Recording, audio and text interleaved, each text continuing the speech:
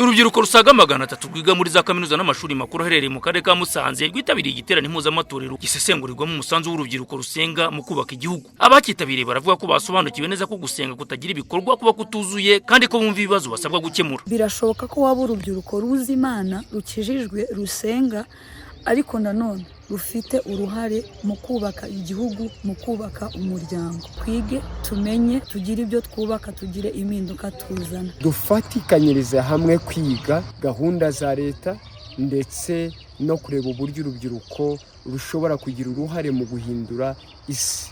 Ibiyobyabwenge ni ikibazo mu rubyiruko bishobora kubashora no mu mpanuka. Hari abantu rwose baba batazi yuko kuryama kuri matora ari ikintu cy'ingenzi.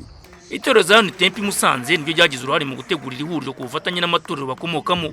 Umwe mu bashumba baryo ku rwego rw'igihugu John Bosco Kanyangoga aravuga ko urubyiruko rusabwa kwiyubaha no kunga ubumwe. Ari ubutumwa bushishikariza urubyiruko kwiyubaka bakamenya yuko bagomba kwitwararika, bakagira ubuzima bwiza, bagakura mu bwenge, bagagira discipline, mbese bonyine bakiyuka abantu bazima igihugu cyifuza, gafashanya kugira ngo ibyo umwe atageraho akora na mugenzi we abigereho. Ibyo bakora byose nabo bagira umusanzu batanga ku iterambere ry'igihugu.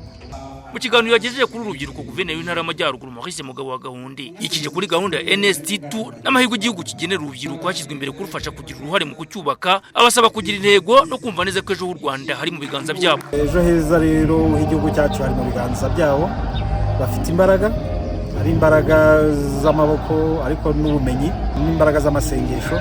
Ibyo bitatu bihuye rero bituma twizera ko ejo heza h'igihugu hameze neza koko. Iyo mirimo tuvuga ijya ku 250 igomba guhangwa buri mwaka, nabo nkabasaba ko nibarangiza kaminuza, nibarangiza amasomo yabo bazana za mbaraga tukubaka igihugu, tugahanga imirimo kuri bo ndetse no ku bandi. Ibindi urubyiruko rwiga muri za kaminuza n'amashuri makuru mu Rwanda rwibukijwe no gushyira imbaraga mu kwimika isuku no kurwanya amakimbirane, kutabatwa n'amasengesho atagira ibikorwa, kugira icyerekezo, gushishikariza ababyeyi kujyana abana mu mashuri no kubyaza umusaruro amahirwe igihugu kibaha. Tuyishime Jadofis i Musanze.